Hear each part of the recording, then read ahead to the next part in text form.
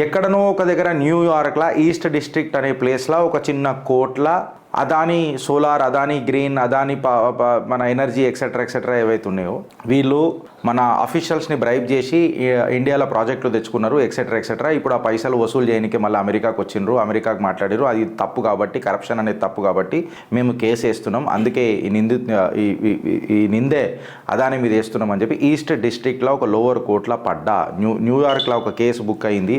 దాన్ని బేస్ చేసుకొని ఇలా కాంగ్రెస్ లొల్లి చేసింది, రాహుల్ గాంధీ లొల్లి చేస్తున్నాడు యాజ్ యూజువల్గా. అయితే నేను ఒక చిన్న కోరిక ఏంటంటే కాంగ్రెస్ పార్టీని ఏమంటున్నా, ఇది చేసేదేదో చేసి మహారాష్ట్ర ఎలక్షన్స్ కంటే ఒక్కరోజు ముందన్నా చేయొద్దారా భయ్.